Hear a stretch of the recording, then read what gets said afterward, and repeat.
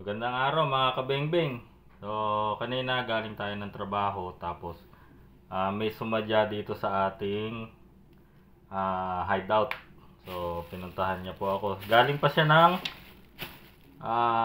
Zambales. So, nagmotor siya papunta dito. Pero didiretso na siya sa Santa Cruz, Maynila. So, idinaan niya sa atin yung unit niya. Si Sir Jake. Sir Jake, thank you sa sa pagpunta dito. Ang layo ng pinanggalingan mo. So, ito yung unit ni Sir. So, silipin natin. Okay. So, yan ang kanyang 1911. So, nakahiwa-hiwalay rin. Ang problema raw nito, ito. So, itong stopper ng sa recoil ay putol. So, ito papalitan natin to ng bago. So, ito wala na to. Kasi hindi mo na maididikit to. Itong stopper na to. So, dito yan nakapwesto, no? Yan. Yan, dyan yan nakalagay. So, itong barrel bushing, stopper din niya yan. Yan dyan. So ngayon, naputol to. Kaya yung spring na tumutulak dito, lumulusot na kasama to. Ngayon, hindi na rin mapigil nung barrel bushing. Ayan, medyo umano siya. Ayan, no? Hindi na siya pantay. Kita nyo ba? Medyo tumingala na siyang ganun.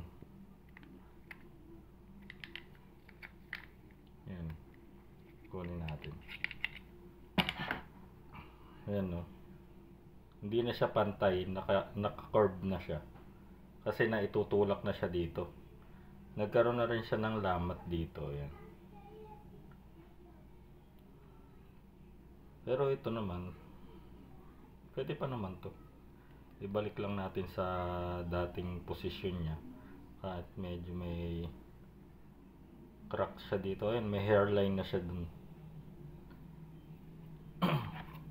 Tapos ito nga, papalitan na natin. Tapos yung isang issue pa niya is, ito daw magazine is, may singaw. Okay.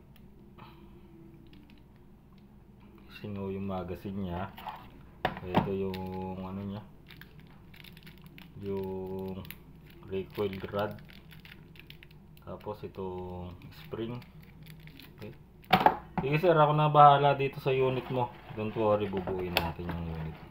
So sa ngayon yan lang muna natin. Tapos ang sabi niya is nag-i-stop ng kusa dito yung slide niya. Umaano yung parang nag-i-stack up, hindi siya bumabalik dito. So titingnan natin pag na kumpleto na natin yung pyesa ng mga kabengbeng. So yun lang muna sa ngayon mga kabengbeng. Sir Jake, huwag kang mag-alala, mabubuo natin yung unit mo. So yun lang po mga kabengbeng. Hanggang sa part 2 nitong unit ni Sir from Zambales. Okay, babalikan na lang daw niya to. Siya na lang uli yung pupunta dito.